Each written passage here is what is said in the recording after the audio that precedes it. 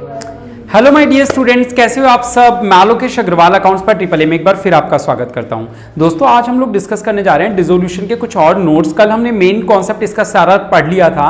आज की क्लास में कुछ स्पेशल नोट्स जो सवाल सॉल्व करते समय काम आएंगे, ऐसे 4 छोटे छोटे से टॉपिक कवर करने जा रहे हैं। इनके बारे में चर्चा करते हैं, फिर जानते हैं सवालों की तरफ आगे बढ़ेंगे। पहले इनके बारे में जानते हैं थोड़ा सा। और बेटा हमारा जो सबसे पहला टॉपिक है, यहाँ पे आपको दिख रहा होगा पार्टनर्स लोन अकाउंट। ठीक है, सबसे पहला टॉपिक जो है वो क्या है हमारा, पार्टनर्स लोन अकाउंट। करें। हेलो, चलो तो बात करते हैं हमारे, हाँ मैं बता देता हूँ, है ना। चलो पहले हम बात करें पार्टनर्स लोन अकाउंट की। देखो बेटा, ये जो 4 नोट्स में आज आप लोगों को टॉपिक पढ़ा रहा हूँ छोटे छोटे से, ये सवाल करते समय स्पेशल पॉइंट बन जाते हैं। मान लो 6 नंबर का सवाल है तो उसमें से कोई 1 नंबर इस पर अटक जाता है, तो इन खास बातों का ध्यान रख लो। बाकी इस चैप्टर में कुछ नहीं बचा, कल की क्लास और आज का ये बाकी चैप्टर पूरा इसी पे डिपेंडेंट है। ठीक है, छोटी सी बात है बेटा। ये जो लोन अकाउंट है ना पार्टनर का, देखो पार्टनर की वाइफ या रिलेटिव का है तो नॉर्मल रियलाइजेशन में जाएगा। कल सब आए थे ना, आप में से वीडियो भेजी दी थी, तो आप लोगों को पता होगा कि पार्टनर के रिलेटिव का लोन तो रियलाइजेशन अकाउंट यानी कि कुएं में गिर दिया जाता है। लेकिन जो पार्टनर का खुद का लोन है, पार्टनर को तो कुएं में नहीं गिर सकते ना, तो इसके लिए क्या करते हैं, ध्यान से सुनना बेटा। मान लो ये बैलेंस शीट है और पार्टनर का लोन यहां लायबिलिटी साइड में लिखा हुआ है एज लोन अकाउंट, इसका अलग ट्रीटमेंट सिखाऊंगा। असेट साइड में लिखा हुआ है बीज लोन अकाउंट, इसका एक अलग ट्रीटमेंट है। ठीक है, दोनों पार्टनर ही हैं ए और बी, लेकिन अगर लायबिलिटी साइड में वैल्यू दे रखी है तो अलग ट्रीटमेंट है और असेट साइड में दे रखी है तो अलग। सीखे, असेट साइड वाले को पहले देख लेते हैं भाई। बैलेंस शीट का कोई भी आइटम जो राइट साइड में है वो जाएगा पक्का कहां पे, लेफ्ट साइड में, लेकिन ये रियलाइजेशन में नहीं जाएगा। सारी असेट्स रियलाइजेशन में जाती है ना, ये कहां चले जाएगा, असेट साइड, क्योंकि ये राइट साइड को है तो एक कैपिटल अकाउंट के लेफ्ट साइड में चले जाएगा। कहां चले जाएगा, कैपिटल अकाउंट के लेफ्ट साइड में। वहां बी के कॉलम में लिख देंगे टू बीज लोन अकाउंट और बी के कॉलम में वैल्यू आ जाएगी। आ रही है बात। असेट साइड वाला सबको क्लियर हुआ, कहां जाएगा असेट साइड वाला बेटा, पार्टनर्स कैपिटल के लेफ्ट साइड में चले जाएगा, क्योंकि राइट में था तो लेफ्ट में गया, और बी के ही कॉलम में वैल्यू आएगी। कोई डाउट किसी को नहीं। दूसरा, इस लायबिलिटी वाले ए के बारे में बात करते हैं बेटा। ए जो लायबिलिटी है इसका क्या करना है वो जरा सुनेंगे, क्योंकि ये लेफ्ट में तो पक्का राइट में जाएगा, लेकिन पता है ना तो ये रियलाइजेशन में जाएगा, ना कैपिटल में, ना बैंक में। सीधा इसके लिए एक सेपरेट 2 लाइन का अकाउंट बनाएंगे, एक छोटा सा अकाउंट 2 लाइन का। उस अकाउंट का नाम क्या होगा, पार्टनर्स लोन अकाउंट। जैसे एज लोन है तो इसका नाम क्या हो जाएगा, एज लोन अकाउंट, और लेफ्ट में है तो इसका ओपनिंग बैलेंस बना देंगे यहां पे बाय बैलेंस बीडी, यानी ये वाली वैल्यू किस नाम से आ जाएगी, ये अपन ने अकाउंट बना दिया एज लोन अकाउंट, तो यहां पे आ जाएगी बाय बैलेंस बीडी और ये वैल्यू यहां आ जाएगी 10,000। बताओ समझ आया नहीं आया। लेकिन इसके साथ ही क्योंकि ये लायबिलिटी और लायबिलिटीज की पेमेंट करना जरूरी होता है, तो एक बात याद रखना कि इस एज अकाउंट को क्लोज भी करना पड़ेगा। कोई अकाउंट ओपन किया है तो बंद भी होगा वो। ये बाय बैलेंस बीडी तो लिख दिया हमने, ये वाली वैल्यू 10,000, बाद में लास्ट में इसकी पेमेंट करना जरूरी है, तो यहां पे क्या लिख के क्लोज करोगे, टू कैश 10,000 लिख के इस अकाउंट को क्लोज कर दोगे। इसीलिए मैंने बोला ये केवल 2 ही लाइन का अकाउंट बनेगा, क्योंकि इसमें और कोई तीसरा वर्ड नहीं आता। एक तो ओपनिंग बैलेंस क्यों, क्योंकि लेफ्ट में जो बैलेंस शीट में दे रखा था वो राइट में बाय बैलेंस बीडी के नाम से आ गया, पहली बात। फिर सर क्योंकि ये लायबिलिटी है तो इसकी पेमेंट करना जरूरी है, तो टू कैश करके पेमेंट कर दिया। बस ये लायबिलिटी साइड का तो यही ट्रीटमेंट है। समझ में आया नहीं आया किसी को परीक्षित। असेट साइड वाला कहां जाएगा, कैपिटल के डेबिट में। लायबिलिटी वाला कहां जाएगा, सर एक अलग से अकाउंट बन जाएगा लोन अकाउंट, उसमें बाय बैलेंस बीडी के नाम से आ जाएगा। क्लियर है या नहीं है, पक्का। ए वाले का अलग बनेगा, आप ये कहो लायबिलिटी वाले का अलग बनेगा तो ज्यादा सही समझ आएगा कि लायबिलिटी वाले के लिए अलग से अकाउंट बनाया जाता है। ये देखो ना, ये नोट्स हैं भाई, बाय चांस भूल भी जाओ तो क्या करना है, पन्ना पलट के नोट्स ही तो देखने। आप घर पे रिवाइज करते हो तो रिवाइज करते समय नोट्स खोल के देखने चाहिए, पुराने किए हुए सवाल खोल के देखने चाहिए। तो जब पॉइंट आएगा लोन का तो देख लेना, असेट साइड का दिखे तो ये ट्रीटमेंट कर देना, लायबिलिटी साइड का दिखे तो ये ट्रीटमेंट कर देना। आ रहा है समझ में, नहीं आ रहा, पक्का। चलो अगला, ये बात कल मैंने पिछली क्लास में बता दी थी आप लोगों को कि जब कोई पार्टनर कुएं में पड़ा हुआ क्रेडिटर 70,000 का क्रेडिटर था, 20,000 की एसेट को खा गया, तो उसकी कोई जर्नल एंट्री होगी या नहीं, वो एसेट को खा जाएगा तो नहीं। जब भी कोई लायबिलिटी यानी कि क्रेडिटर कोई एसेट यानी कि कोई भी एसेट, प्लांट मशीनरी फर्नीचर वगैरह ले जाए, उठा के स्टॉक ले जाए, तो इसकी कोई एंट्री करोगे क्या, कोई एंट्री नहीं करोगे। लेकिन इस बात से ये याद रखना कि उस बंदे की भूख थोड़ी सी शांत हो गई है। 70,000 का क्रेडिटर था, 20,000 का स्टॉक ले गया, तो इसका मतलब क्या हुआ, अब उसको कितने रुपए की पेमेंट होनी है, 50 की होनी है। 70 का क्रेडिटर था, 30,000 का स्टॉक ले गया लेकिन 20,000 पर ले गया।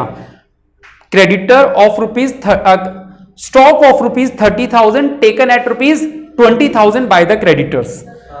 तो इसका मतलब वो जो 70,000 के क्रेडिटर थे उनकी कितनी भूख शांत हुई, 30 की या 20 की, बोलो 20 की। यानी स्टॉक बेशक 30 का था लेकिन वो लेके कितने पे गया, 20 पे, तो 20 की तो भूख शांत हुई, बाकी 50 की पेमेंट हम करेंगे। इंपॉर्टेंट वैल्यू कौन सी होती है, जितने पे वो लेके गया, जितने की वैल्यू थी वो इंपॉर्टेंट नहीं होती। ये बात समझ में आ रही है, ठीक है। तो यहां पे हमने क्या सीखा, जब भी कोई लायबिलिटी कोई एसेट ले जाएगा तो इसकी कोई भी एंट्री नहीं होगी। वेरी गुड, ठीक है। तीसरा और चौथा पॉइंट बहुत ही इंपॉर्टेंट पॉइंट है दोनों के दोनों, यानी एक सवाल पूरा 6 नंबर पे ऐसा भी शायद आ चुका है जहां तक मुझे याद आ रहा है, जो केवल इसी पॉइंट पे है। यानी पूरा चैप्टर मत पढ़ो, पूरा चैप्टर नहीं पढ़ना, बस एक ये वाला पॉइंट ही पेपर में आ गया 6 नंबर में। यानी उस 6 नंबर के जर्नल एंट्री का पहला पॉइंट भी इसी पे, दूसरा पॉइंट भी यही, तीसरा भी यही, चौथा भी यही, पांचवा भी यही, छठा भी यही। तो 6 के 6 पॉइंट सारे कौन से टॉपिक पे, अकेले इस टॉपिक पे, ठीक है। तो ये टॉपिक समझाऊंगा आप लोगों को, समझाऊंगा इस सवाल, इस पॉइंट को, लेकिन सवाल के साथ में जो हमारे चैप्टर का है एग्जांपल क्वेश्चन नंबर 2 तब करेंगे, अभी नहीं, थोड़ी देर रुक के इस टॉपिक को पेंडिंग छोड़ रहे हैं। लास्ट टॉपिक पहले ले लेता हूं, WCR। बेटा WCR की बात करने से पहले एक बार कल के IFR को याद कर लो। IFR का ट्रीटमेंट क्या होता है इस चैप्टर में, सर इस चैप्टर में IFR है ना प्रोविजन फॉर डाउटफुल डेब्ट की तरह है। सर क्या कहना चाहते हो, डेटर आता है रिवॉल्यूशन के डेबिट में, प्रोविजन आ जाता है क्रेडिट में। उसी तरह सर इन्वेस्टमेंट आती है डेबिट में, इन्वेस्टमेंट फ्लक्चुएशन फंड या इन्वेस्टमेंट फ्लक्चुएशन रिजर्व आएगा क्रेडिट में, और इसका कोई भी ट्रीटमेंट आगे नहीं होगा, ना ही ये पार्टनर्स में बटेगा। बहुत इजी सा था, लेकिन WCR की बात सीख लेते हैं। सीखें, WCR सिखा भी रहा हूं और यहीं से चैप्टर की शुरुआत भी करूंगा लास्ट पॉइंट के साथ। इसके बाद चैप्टर शुरू कर लेंगे। पहले 2 सवाल हमारे इन 2 टॉपिक पे मिलेंगे, फिर जनरल चैप्टर चालू हो जाएगा। यानी पहले 2 सवाल स्पेसिफिक है। स्पेसिफिक कहने का मतलब पहला क्वेश्चन आप लोगों को केवल WCR सिखाने के लिए है, दूसरा क्वेश्चन केवल आप लोगों को रियलाइजेशन एक्सपेंस सिखाने के लिए है। उसके अलावा जितने भी सवाल फिर आएंगे वो चैप्टर का कॉमन कॉन्सेप्ट है जो कल हमने सीखा। तो इन 2 सवालों से डरना मत, शुरुआत के जो 2 करवा रहा हूं, आगे जाके सब कुछ कॉमन आएगा जो चैप्टर के अंदर कॉमन चीजें कल सीखी थी हमने। करें शुरू, आओ बेटा WCR के कॉन्सेप्ट को सीखते हैं। पहले कॉन्सेप्ट सीखेंगे, फिर सवाल करते समय इन्हें अप्लाई करना, ठीक है। पहला कॉन्सेप्ट WCR का, कह रहे सर बैलेंस शीट की लायबिलिटी में, यानी कि यहां पे WCR दे रखा था 20,000 का, क्या करें, इसके अलावा कुछ नहीं लिखा नीचे, एडिशनल इंफॉर्मेशन में कुछ नहीं है, क्या करें सर, गुल्लक है तोड़ के पार्टनर्स में बांट दो, राइट साइड को बढ़ जाएगा by WCR partners capital account में, हाँ या ना। WCR को खत्म करने के लिए क्रेडिट करेंगे, डेबिट करेंगे ना, रिजर्व है, रिजर्व को खत्म करने के लिए क्या करते हैं, डेबिट। बाकी सब भूल गए थे क्या, चलो कोई बात नहीं। तो WCR debit to ABC old ratio में बांट देंगे, हाँ या ना, ठीक है। दूसरा केस सुनना, WCR जो है जब वो क्लेम से ज्यादा हो, यानी गुल्लक में पैसे ज्यादा हैं और जो बाहर क्लेम दे रखा है वो कम दे रखा है। कॉन्सेप्ट समझ रहे हो क्या बता रहा हूं, गुल्लक में पैसे हैं 1 लाख, गुल्लक तोड़ेंगे तो कितने रुपए दिखेंगे उसमें, 1 लाख, लेकिन क्लेम केवल कितने का देना है, 75,000 का देना है। ये सिचुएशन समझ रहे हो, रिजर्व में पैसे ज्यादा हैं, क्लेम कम है। अब इसको कैसे करते हैं, ध्यान से सुनना बेटा। जितने रुपए दोनों में से जो भी कम रकम हो, दोनों में से जो भी कम रकम हो, छोटी रकम हो, वो रियलाइजेशन अकाउंट के क्रेडिट साइड में आ जाएगी बाय वर्कमैन कंपनसेशन रिजर्व। जैसे एक बात बताओ, रियलाइजेशन के क्रेडिट में सारी लायबिलिटीज आती हैं, IFR भी यहीं पड़ा होगा, उसी तरह WCR भी यहां आएगा, लेकिन कब आएगा, जब कोई लायबिलिटी हो तब आएगा, लायबिलिटी ना हो उससे रिलेटेड तो नहीं आएगा, पार्टनर्स में बढ़ जाएगा। अगर लायबिलिटी है, लायबिलिटी का मतलब क्लेम, अगर क्लेम है तो ही क्रेडिट में आएगा। कितनी रकम से आएगा, सर दोनों में से जो भी छोटी रकम हो, दोनों मतलब रिजर्व और क्लेम, दोनों में से जो भी छोटी रकम है उस वैल्यू से यहां आ जाएगा बाय WCR। कितने से आ जाएगा, 75,000। सर 25,000 का रिजर्व अभी भी बच गया, हाँ या ना, क्या करें, डिस्ट्रीब्यूट कर दोगे बचे हुए रिजर्व्स को पार्टनर्स कैपिटल अकाउंट में, इजी है, ठीक है। इतना ही नहीं, एक बात याद रखना कि यहां पे अगर क्लेम है कुछ, यहां जितनी वैल्यू जो भी क्लेम है सवाल के अंदर, उस क्लेम की पेमेंट होना जरूरी है। वर्कमैन कंपनसेशन क्लेम है ना, तो उस क्लेम की पेमेंट होना जरूरी है। कितनी पेमेंट करेंगे, रियलाइजेशन के डेबिट साइड में, जब भी पेमेंट करते हैं तो नुकसान होता है ना, तो रियलाइजेशन डेबिट टू कैश कितना करेंगे, जितने रुपए का क्लेम होगा। ये वाली वैल्यू नहीं कह रहा, ये वैल्यू तो कौन सी वैल्यू होती है सर, दोनों में से जो भी छोटी हो, लेकिन यहां डेबिट में टू कैश में कौन सी वैल्यू आती है बेटा, जितने रुपए का क्लेम था वो वाली वैल्यू, क्योंकि क्लेम देना है एम्प्लॉय को तो उतना ही तो देंगे जितने का वो क्लेम मांग रहा है। तो यहां 75 का क्लेम था तो 75 दे दिया। लास्ट सिचुएशन कि गुल्लक में पैसे कम थे, क्लेम आ गया ज्यादा, गुल्लक में पैसे थे 1 लाख रुपए, क्लेम कितना आ गया 125। पहले तो रियलाइजेशन के क्रेडिट में बाय WCR लिख देंगे, लेकिन वैल्यू कौन सी आएगी, दोनों में से जो भी छोटी है। कितने रुपए कौन सी, 1 लाख डाल दी। लेकिन अब क्या पार्टनर्स में कुछ बटेगा, जी नहीं सर, गुल्लक में 1 लाख थे पूरे के पूरे, तो रियलाइजेशन में आ गए, लेंगे भी नहीं बेटा, रियलाइजेशन में आ गए। पार्टनर से कभी नहीं लेते, रिवैल्यूएशन के पिछले चैप्टर्स में भी नहीं लेते थे। खैर मुद्दे पे आओ, बाय WCR कितने रुपए, 1 लाख। अब लायबिलिटी पेमेंट करने की बात आएगी, तो लायबिलिटी पेमेंट करोगे तो कितनी रुपए की पेमेंट करोगे टू कैश के नाम से, सर जितने रुपए का क्लेम था। तो ये बात ध्यान रखोगे, पेमेंट कितने की करते हैं, जितने रुपए का क्लेम है। 75 का था तो 75 की पेमेंट, और 125 का था तो 125 की पेमेंट। क्रेडिट में कितने रुपए लिखते हैं, सर दोनों में से जो भी छोटी रकम होती है वो। पार्टनर्स में कब बांटते हैं, सर अगर पैसा बच जाए तो बांट दो। यहां पे कोई रिजर्व कोई क्लेम था ही नहीं, पूरा बांट दिया। यहां पे सर 25,000 रुपए बच गए तो 25,000 बांट दिए, यहां कुछ बचा ही नहीं तो बांटेंगे क्या, नहीं। समराइज करूं, समराइज करने से बेहतर है मैं सवाल करवा दूंगा, बुक का एग्जाम क्वेश्चन नंबर 1 निकाल लो, कंप्लीटली वो WCR के टॉपिक पे है। बेटा समझ में आए ये 2-3 पॉइंट। रियलाइजेशन एक्सपेंस भी समझाऊंगा आज ही की क्लास में, लेकिन एक बार WCR का सवाल कर लें हम लोग, है ना। एक बार मैच कर लो, ये मनोज एंड नंद वाला सवाल है क्या, 3:2 है ना। चलो क्वेश्चन नंबर 1, ठीक है, मनोज एंड नंद, रेशो क्या था, 3:2, ठीक है, ये रेशो था इनका। और बाहर क्या दे रखा है, पहले 1 से लेके 4 पॉइंट दे रखे हैं, और सवाल में करना क्या है, हमें जर्नल एंट्रीज पास करनी है ना, पास द जर्नल एंट्रीज। चलो मैंने तो आपको टी शेप अकाउंट का कॉन्सेप्ट समझा दिया, इसी से जर्नल एंट्री भी बन जाएगी, टेंशन मत लो। जर्नल एंट्री बनाने का एक कॉन्सेप्ट मैंने आप लोगों को शायद पहले सिखाया होगा, नहीं सिखाया तो आज एक बार फिर सीख लो पूरे चैप्टर में, क्योंकि मैंने कहा डिसोल्यूशन के चैप्टर से ज्यादा चांसेस हैं जर्नल एंट्रीज आने के। तो अगर आपको जर्नल एंट्री याद नहीं आ रही, लेकिन आपको यह याद है कि अगर मैं टी शेप अकाउंट बनाता तो कैसे लिखता, तो जर्नल एंट्री कैसे बनाते हैं सुन लो एक बार, फिर बता रहा हूं क्योंकि पूरा चैप्टर इसी पे आधारित है, ठीक है। बेटा टी शेप अकाउंट कभी भी लाइफ में अगर आप अकाउंट के अंदर सोच सकते हो कि वो चीज कहां आ रही है, तो उससे जर्नल कैसे बनाते हैं सोच लेना।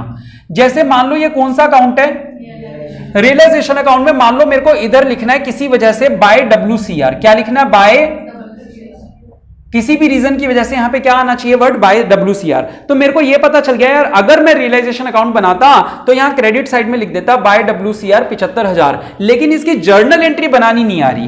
तो जर्नल एंट्री कैसे बनाते हैं मैं बता देता हूं। बेटा जब भी किसी अकाउंट में जिस साइड वैल्यू हो, जर्नल में भी उसी साइड वैल्यू होती है। मैं क्या लाइन बोल रहा हूं सुनना, टी शेप अकाउंट में जिस साइड वैल्यू हो, जर्नल में भी उसी साइड वैल्यू होती है। ये रियलाइजेशन अकाउंट की किस साइड वैल्यू है बेटा, क्रेडिट। तो इसका मतलब जर्नल एंट्री में भी रियलाइजेशन अकाउंट कहां आएगा, क्रेडिट में आएगा। सर डेबिट क्या होगा, ऑफ कोर्स वो आइटम जो उसके पर्टिकुलर्स में था, यानी कि WCR डेबिट, हाँ या ना। वही है WCR, वही है, रियलाइजेशन क्रेडिट हुआ, गुल्लक तोड़ा तो फायदा होता है, वही हुआ। लेकिन मैं आपको सिखाना क्या चाह रहा हूं, अब तुम एक तो कल वाली वीडियो देखना, पूरा कॉन्सेप्ट उसी पे सिखाया हुआ है मैंने। नुकसान, पहली लाइन जो है ना कल की क्लास की, वो यही है, नुकसान और फायदा, ठीक है। 18 मिनट बाद में, हाँ 18 मिनट तक, ठीक है। अब खैर मेरे मुद्दे पे आ जाओ, मैं आपको अभी क्या सिखाना चाह रहा हूं, ये सिखा रहा हूं कि अगर आपको टी शेप अकाउंटिंग में लिखना आता है तो आपको उसकी जर्नल बनाना भी आ जाएगा। पेपर में मान लो रिवैल्यूएशन वाले चैप्टर से जर्नल आ गई और नहीं याद आ रहा कि जर्नल एंट्री कैसे होती है, तो क्या करना है, ये रिवैल्यूएशन अकाउंट है, यहां लिखा हुआ, आपको ये तो समझ में आ गया कि अगर मैं रिवैल्यूएशन अकाउंट बनाऊं तो मैं यहां लिखूंगा टू मशीनरी, लेकिन जर्नल समझ में नहीं आ रही इसकी क्या करनी है। बड़ी सिंपल सी बात है, रिवैल्यूएशन के किस साइड वैल्यू है, डेबिट साइड में, तो जर्नल में रिवैल्यूएशन क्या हो जाएगा, टू।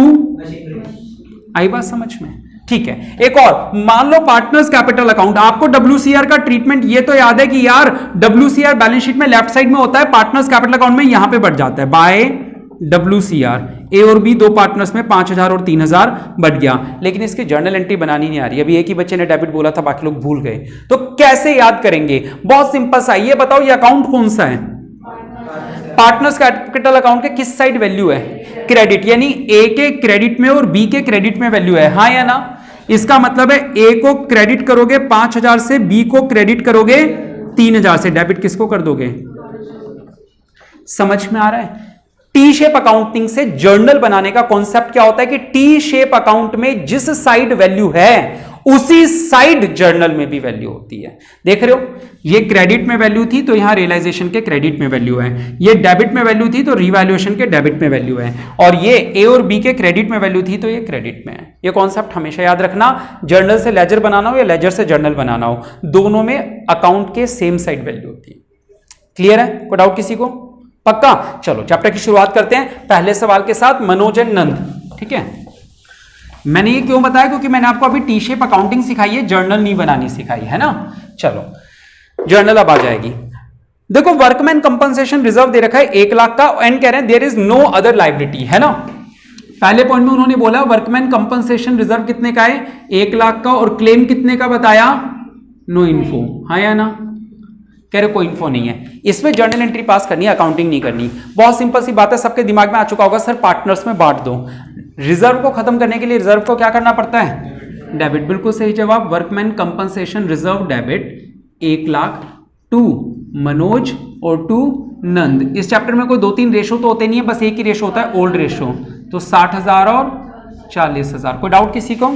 नहीं। चलो दूसरा पॉइंट बताएंगे मेरे को, दूसरे पॉइंट में क्या दे रखा है, WCR कितने का है और क्लेम कितने का है, क्लेम कम का है बेटा, क्लेम कम का है। सबसे पहला काम रिजर्व में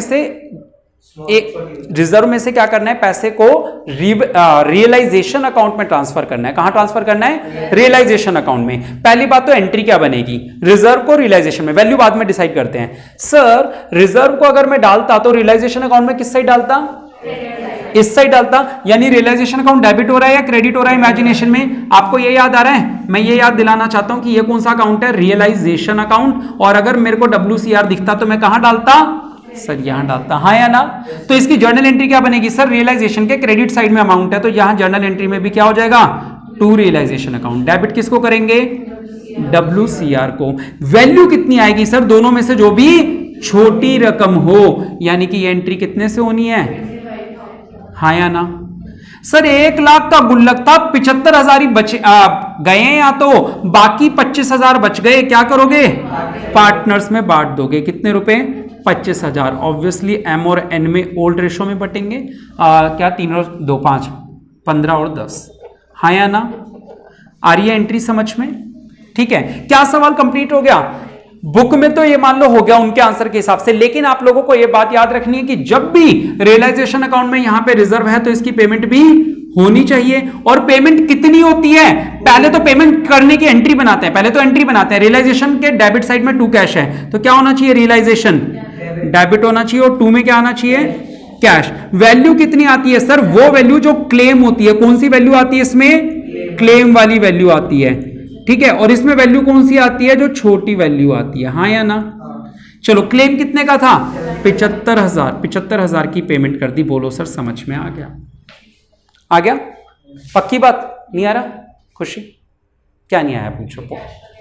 लास्ट वाली एंट्री, चलो यहां पे बात करते हैं। बेटा पेमेंट कितनी करनी है, मैंने कहा पेमेंट करनी होती है जितने रुपए का क्लेम है, एम्प्लॉय ने जितना क्लेम मांगा उतना देना है। तो क्लेम कितना, पहले तो पेमेंट की एंट्री क्या बनेगी, रियलाइजेशन डेबिट टू कैश, यही एंट्री बनेगी, या क्लेम डेबिट टू कैश बनेगी, रियलाइजेशन डेबिट टू कैश, ठीक है। दूसरी बात वैल्यू क्या आएगी, सर वैल्यू वो आएगी जितने रुपए का क्लेम देना है। कितने रुपए का क्लेम देना है, आई बात समझ में। बाकी और किसी को कोई डाउट हो, आ रहा है सबको समझ, नहीं आ रहा, पूछता हूं थोड़े दिन में। चलो थर्ड पॉइंट बताओ बेटा, थर्ड पॉइंट में रिजर्व कितने का है, और बताओ और क्लेम कितने का है, क्लेम है 1,20,000 का। ओहो सर क्लेम ज्यादा आ गया। चलो पहली एंट्री तो WCR को रियलाइजेशन में ट्रांसफर करने की, सर क्योंकि WCR रियलाइजेशन में कहां आता है, राइट साइड, यानी तो 2 रियलाइजेशन होगा, हाँ या ना, और WCR क्या हो जाएगा, डेबिट हो जाएगा। कितने रुपए से, सर जो भी छोटी वैल्यू हो उससे होगा, यानी कि 1 लाख से। सर क्या पार्टनर में कुछ बटेगा, पार्टनर्स में कुछ नहीं बटेगा, क्योंकि पूरा पैसा रियलाइजेशन में चले गया, पार्टनर्स में कुछ नहीं, हाँ या ना।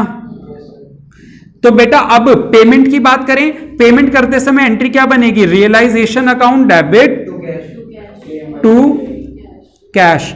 कितने रुपए पेमेंट करेंगे, सर वो रकम जितने रुपए की क्लेम मांगा गया था, यानी कि कितने रुपए का? 1,20,000 का। बताओ समझ में आ रहा है या नहीं आ रहा? आ रहा है आप सबको समझ में? ठीक है, क्लियर है? नहीं है ना? नहीं है, उठोगे तब। हाँ हाँ बेटे, लास्ट वाली एंट्री होती है इस वाली पेमेंट वाली एंट्री होती है, ठीक है। अब एम्प्लॉय को पेमेंट करेंगे कितनी? जितनी उसने क्लेम मांगा है। तो वैल्यू तो समझ में आ गई। और एंट्री क्या बनेगी? पेमेंट करते समय नुकसान हो रहा है तो रियलाइजेशन डेबिट टू कैश, ये पेमेंट की एंट्री है, दोनों जगह सेम है। और अमाउंट कौन सी आती है? क्लेम वाली। क्लेम वाली बेटा, जितने पैसे देने हैं। ये एंट्री किस चीज की है? क्लेम की, पेमेंट करने की एंट्री है। तो पेमेंट टू कैश का मतलब पेमेंट कर रहे हैं, तो पेमेंट कितना करेंगे? जितना क्लेम होगा, जितना क्लेम होगा। यहां क्लेम था 75 तो 75 से कर दी, यहां क्लेम था 1,20 तो 1,20 से कर दी। डन। चलो इसी का चौथा पॉइंट देखें। है ऐसा कैसे हुआ? गलत बात। WCR 1,00,000 का और क्लेम कितने का है? 1,00,000 का। तो एंट्री तो बनेगी। पहली बात तो रिजर्व को कहीं तो भेजेंगे ना, तो भेज दे रियलाइजेशन में। WCR डेबिट टू कितने रुपए? दोनों में से जो भी छोटी हो, यानी कि 1,00,000। अब पार्टनर्स में कुछ बटेगा क्या? पार्टनर्स में कुछ नहीं, क्योंकि पूरे 1,00,000 रुपए यूज हो गए। हाँ या ना? ठीक है। अब इसकी पेमेंट करेंगे। पेमेंट की एंट्री क्या होती है? Realisation account debit to cash. कितने रुपए की पेमेंट करनी है? सर जो क्लेम की रकम है। ये बात समझ आई या नहीं आई? ये छोटी रकम, ये क्लेम वाली रकम, बस यही कॉन्सेप्ट था WCR का। अब ये WCR पूरे चैप्टर में रिपीट नहीं होगा, बस एक बार यही आना था। अब रियलाइजेशन एक्सपेंस सिखा दूं, ठीक है। आज का सबसे बड़ा टॉपिक समय ले लेगा, लेकिन रियलाइजेशन तो कितना नहीं, हाँ कर लेंगे, कोई बात नहीं, कर लेंगे।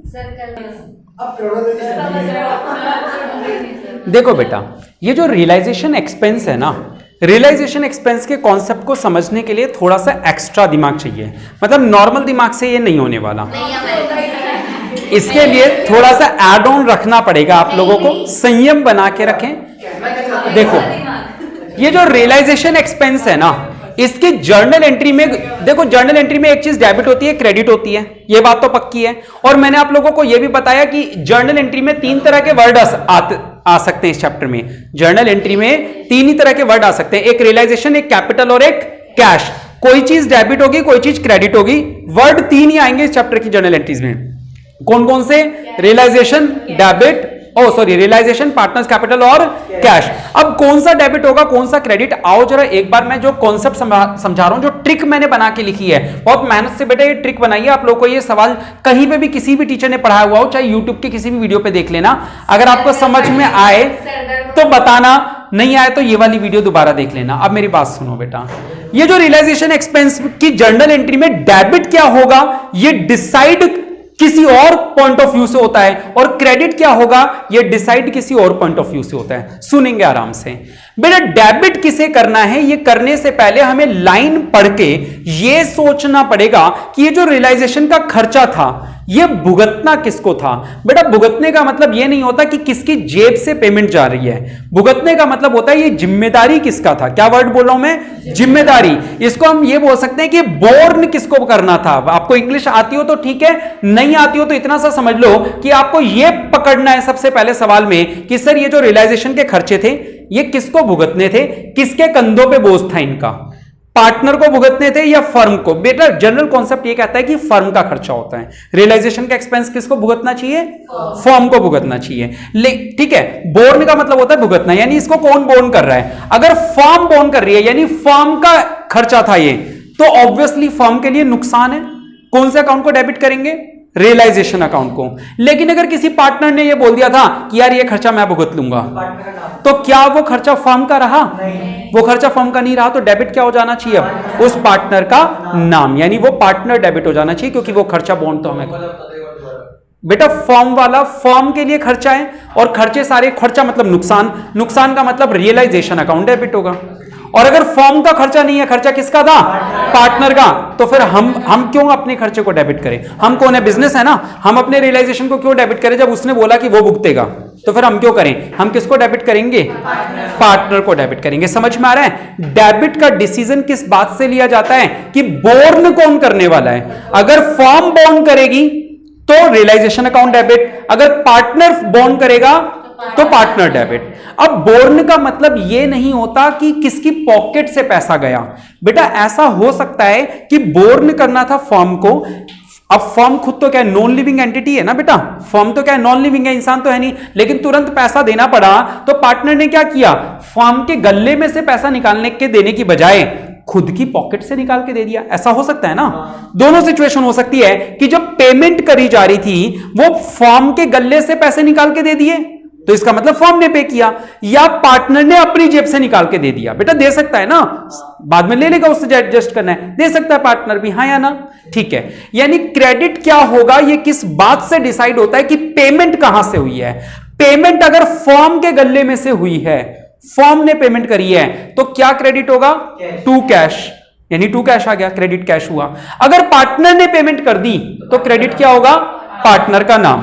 क्लियर है। तो मैंने क्या बताया, एक बार रिवाइज करें कि सर जर्नल एंट्री में डेबिट क्या होगा, ये किस बात से डिसाइड होता है। डेबिट सर खर्चा भुगतना किसको था, अगर फर्म को भुगतना था तो रियलाइजेशन डेबिट, अगर पार्टनर को भुगतना था तो पार्टनर का नाम डेबिट।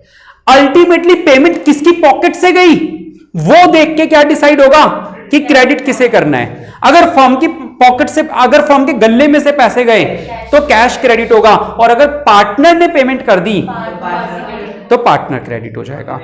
हाँ पूछो। पार्टनर कह रहा है कि मैं पेमेंट करूंगा, पर उसने अपना नाम लगा के फर्म के गल्ले से दे दिया, बिल्कुल ऐसा पॉइंट आएगा, हम जो सवाल करेंगे उसमें आएगा। तो दोनों चीजें अलग अलग, क्योंकि ये जिम्मेवारी किसकी थी, तो डेबिट तो पार्टनर होगा, लेकिन पैसा कहां से गया, गल्ले से, तो क्रेडिट क्या होगा, कैश। इनका कोई भी एक कॉम्बिनेशन बन सकता है, मतलब कोई भी एक चीज डेबिट, कोई भी एक चीज क्रेडिट हो सकती है। ये जरूरी नहीं है कि रिस्पॉन्सिबिलिटी इसकी थी तो पेमेंट भी यही करे, रिस्पॉन्सिबिलिटी किसी की भी हो उससे डिसाइड होता है डेबिट, और पेमेंट किसने करी इससे डिसाइड होता है क्रेडिट। क्लियर है। आओ क्वेश्चन नंबर 2 निकाल लो। हाँ बिल्कुल कॉन्सेप्ट ही समझाऊंगा। पहले पॉइंट में केवल इतना लिखा है, रियलाइजेशन के एक्सपेंसेस थे 8000, केवल इतना लिखा हुआ है। क्या लिखा हुआ है देखो तो, एक्सपेंसेस और रियलाइजेशन कितना लिखा हुआ है, बस, इसके अलावा कुछ नहीं है। इस स्थिति में क्या मानेंगे, पार्टनर को जबरदस्ती तो बीच में ले नहीं आएंगे, फर्म का ही खर्चा होगा, फर्म ने ही पे किया होगा, यही तो मानेंगे ना। पार्टनर के बारे में तो कोई जिक्र है नहीं, तो ये पूरी की पूरी बात किसके बारे में होगी, फर्म, यानी ये खर्चा था भी फर्म का ही और पे भी फर्म ने किया। हाँ आप लोग बताओ, फर्म का खर्चा था, इससे ये डिसाइड हुआ कि रियलाइजेशन डेबिट होगा, फर्म ने ही पे किया होगा, तो टू कैश। कितने रुपए आया, पहला पॉइंट समझ में। बस थोड़ी सी हिम्मत की जरूरत है बेटा, है ना, थोड़ी सी हिम्मत बस, है ना, थोड़ी आप करो थोड़ी मैं। सेकंड पॉइंट, बेटा क्लास शुरू होते समय अगर समय से कर दो तो मान जाऊं। एक्सपेंसेस ऑफ रियलाइजेशन 10,000 के थे, पेड बाय अ, ठीक है। तो देखें, देखो बेटा खर्चा किसका था, फर्म का, फर्म का खर्चा था, तो डेबिट डिसाइड हो गया कि रियलाइजेशन डेबिट होगा। पेमेंट किसने कर दी, पार्टनर ने, तो डिसाइड हो गया कि क्रेडिट कौन होगा, पार्टनर होगा। वैल्यू कितनी, बताओ समझ आ रहा है या नहीं आ रहा। थर्ड पॉइंट कह रहे रियलाइजेशन एक्सपेंस 12,000 के थे, पढ़ना आगे, to be met by Tushar, ये भुगतने किसको थे, तुषार जो कि एक पार्टनर था, but were paid by the firm, किसके गल्ले से चले गए। पहले मेट बाय को समझे, मेट का मतलब बोर्न, ये खर्चा किसको भुगतना था, तो यानी डेबिट किसको करूं, तुषार को डेबिट करूं, और पैसा कहां से गया, पेमेंट, तो क्या आ जाएगा यहां पे, टू कैश। कितने रुपए, 12,000। बताओ ये पॉइंट समझ आया नहीं आया। चौथा पॉइंट कह रहे वीरू एक पार्टनर था, उसे हमने 15,000 के रेम्यूनरेशन, सॉरी सुरेश एक पार्टनर था, paid remuneration 10,000 and he was to meet all expenses. ये बात ध्यान से सुनना, हमने एक पार्टनर को उसे अपॉइंट किया कि तेरे को 10,000 रुपए सैलरी देंगे, तेरे को 10,000 रुपए सैलरी देंगे, अब रियलाइजेशन का सारा काम क्या करना है। तो लाइन क्या लिखी है, सुरेश एक पार्टनर था जिसको रेम्यूनरेशन दे रहे हैं 10,000 का, पहले रेम्यूनरेशन की एंट्री कर दें। पार्टनर को सैलरी देना हमारे लिए खर्चा है, खर्चा है तो जर्नल एंट्री क्या बननी चाहिए, realisation account debit to partner, यानी कि क्या नाम था उसका, सुरेश। रेम्यूनरेशन कितना था, बेटा ये एंट्री मैंने रेम्यूनरेशन की करी है, रियलाइजेशन के एक्सपेंस की नहीं करी। ये एंट्री किस चीज की है? रेम्यूनरेशन, क्योंकि पार्टनर को रेम्यूनरेशन देना है तो रियलाइजेशन डेबिट होगा, नुकसान है, और टू उस बंदे का नाम जिसको हमें देना है। अब देखो खर्चे के बारे में क्या बोल रहा है वो, कह रहे he was to meet all expenses, सारे खर्चे उसको भुगतने थे। कोई खर्चा बताया क्या? बताया कितने का था, किसने दिया, क्या किया, बस पॉइंट खत्म। आ रहा है समझ में? चलो पांचवा पॉइंट देखें। पांचवा पॉइंट, वीरू एक पार्टनर है। अब देखो पांचवें से लेवल चालू होगा, पांचवें छठे सातवें में एक एक लेवल बढ़ता जाएगा। वीरू एक पार्टनर है जिसको 15,000 के रेम्यूनरेशन पे रखा। पहले इसकी एंट्री कर दें। वीरू को रेम्यूनरेशन पे रखा तो realisation account debit to Veeru, कितने रुपए बेटा? 15,000। ये एंट्री मैंने किस चीज की करी है? उसको अपॉइंट करने की, रेम्यूनरेशन पे, सैलरी पे। अब क्या लिखा है उस पॉइंट को आगे अलग से पढ़ना। He was to meet all expenses, फिर से वही लाइन है जो पिछले सवाल में थी, पिछले में लेकिन खर्चे नहीं बताए थे। अब यहां पे हमने क्या कहा? हमने वीरू को बोला क्या कि वीरू ये तू 15,000 रुपए ले और सारे रियलाइजेशन के खर्चे तेरे को संभालने होंगे। He has to meet, यानी सारे खर्चे किसको मीट करने हैं? उसे, तुझे ही भुगतने, हमारा कोई लेना देना नहीं। हमने तो तेरे को 15,000 रुपए पे सल्टा लिया। अब हुआ क्या एक्चुअल में? एक्चुअल एक्सपेंसेस हुए 20,000 के, विच वर पेड बाय द, बहुत इंपॉर्टेंट पॉइंट है, ध्यान से सुनना। खर्चे कितने रुपए के हुए? 20। ये खर्चे हमें करने थे या उसे करने थे? हाँ या ना? डेबिट क्या होगा? ये डिसाइड होता है कि खर्चा करना किसको था, हमें या उसे? बिल्कुल सही। तो किसको डेबिट कर दूं? वीरू को डेबिट कर दूंगा। वीरू डेबिट कितने? हाँ, टू कैश। कैश क्यों आया? क्रेडिट डिसाइड हुआ कि पैसा गया फॉर्म से, तो 20,000 हमारी पॉकेट से गए और 20,000 से क्या कर देंगे? वीरू को डेबिट कर देंगे। ये बात समझ आई या नहीं आई? आगे बात समझ में? डेबिट क्यों हुआ? क्योंकि उसको सारे खर्चे भुगतने थे। क्रेडिट कैश क्यों हुआ? क्योंकि फर्म के गल्ले से पैसे चले गए। डन। चलो छठा पॉइंट, बेटा ये जो मैंने नोट्स बनाए हैं ना, इनके अंदर बहुत गहराई छुपी हुई है, इसलिए बता रहा हूं मैं आपको, बहुत इंपॉर्टेंट है, ये कहीं नहीं मिलेगा लिखे हुए इस तरीके से। अगला पॉइंट देखो, छठा पॉइंट क्या लिखा हुआ है? Realisation expenses amounting to 15,000 were paid by the firm. 15,000 के जो खर्चे थे, पेमेंट किसने करी? हमने। अभी ये नहीं पता कि खर्चे हमें भुगतने थे या किसको, अभी ये बात नहीं पता। आगे क्या कह रहा है? 10,000 were to be borne by a partner and the balance by firm. बाद में उसने बताया कि 15,000 के खर्चे में से 10,000 तो पार्टनर को भुगतने थे और 5,000 कौन भुगतेगा? हम। बड़ा अच्छा पॉइंट आया, सुनना। डेबिट किससे होता है कि बोर्न किससे करना था? सर पार्टनर को भुगतने थे कितने रुपए? तो पार्टनर डेबिट 10,000। सर फॉर्म के गले से पैसे गए थे ना बेटा? किसके गले से गए थे? Form, paid by the form. तो टू कैश, फॉर्म के गले से पैसे कितने गए? यानी बाकी 5,000 रुपए किसको भुगतने पड़े? फॉर्म को। तो ये हमारे लिए क्या है? हाँ बोलो, बिल्कुल यही वाला ना। हाँ, इसी पॉइंट को दोबारा पढ़ लो पहले। कह रहे हैं एक्सपेंस अमाउंटिंग टू 15,000 पर paid by the firm. Paid से क्या डिसाइड होता है? कैश क्रेडिट हो गया, फर्म ने कैश क्रेडिट हो गया 15,000। ये समझ में आ गया? अब नेक्स्ट लाइन पढ़ू। बोला कह रहे कि ये 10,000 के खर्चे पार्टनर को भुगतने थे, पार्टनर को डेबिट कर दिया 10,000 से। कह रहे बैलेंस फर्म भुगतेगी, फर्म भुगतेगी तो रियलाइजेशन डेबिट हो जाएगा। टुकड़ों में पढ़ो, समझ में आ जाएगा। सातवां और लास्ट पॉइंट, फिर आज की क्लास खत्म कर देंगे हम लोग। साथ ही है ना आपके में? गोरी, गोरी a partner was allowed a remuneration of 25,000। पहले बस गोरी को वो कर दें, रियलाइजेशन अकाउंट डेबिट टू गोरी। ये एंट्री किस चीज के लिए कर रहे हैं हम लोग? रेम्यूनरेशन के लिए। कितने रुपए? 25,000। अब देखना गलती मत कर देना, सुनना आगे क्या लिखा है। कह रहे हैं क्या? And he was to meet all expenses. सारे खर्चे भुगतने किसको थे? गोरी को भुगतने थे। ठीक है, आगे क्या लिखा है? Form paid an expense of 5,000, यानी खर्चे, हाँ 5,000 के खर्चे फॉर्म ने पे किया, तो टू कैश क्या होगा? 5,000। और डेबिट क्यों होगा? खर्चे भुगतने किसको थे? गोरी को, तो डेबिट किसको कर देंगे? गोरी को। ये बात समझ आई या नहीं आई? आ गई? एक बार एंट्रीज मैच कर लो आंसर के साथ, क्योंकि टॉपिक तो इतना ही था। लास्ट एंट्री, एक सेकंड बस रुक जाओ। 20,000 और बैंक 5,000, क्रेडिट गोरी, ठीक है, ये 25,000। हाँ बेटा, कौन सा जो अभी अभी बोर्ड पे लिखा है? बेटा ये वाला पॉइंट और ये वाला पॉइंट दोनों सेम ही है। इसमें उसको 15,000 पे अपॉइंट किया था, तो ये अपॉइंटमेंट की एंट्री, ये भी अपॉइंटमेंट की एंट्री। फिर यहां खर्चे हुए थे 20,000 के जो फर्म ने पे किए थे। यहां खर्चे कितने के हुए? 5,000 के जो फर्म ने पे किए। दोनों सेम ही तो पॉइंट है, पांचवा और सातवां। एक बार देखो दोनों में क्या डिफरेंस है। ही वॉज टू, अरे वो तो कोई खास बात नहीं। पांचवा और सातवां दोनों सेम है मेरे ख्याल से, है ना? वर पेड बाय द फर्म, दोनों सेम है। डन बेटा, आया समझ में? तो ये आप लोगों का कॉन्सेप्ट था। आप चाहे तो वीडियो को दोबारा देख लेना, वरना कल अगर चाहोगे तो मैं दोबारा करवा दूंगा, ठीक है? इंपॉर्टेंट टॉपिक है क्योंकि ये। चलिए आज के लिए इतना ही। कैसे रही क्लास, लाइक और कमेंट करके जरूर बताएं। बहुत बहुत शुक्रिया। जय हिंद, जय भारत।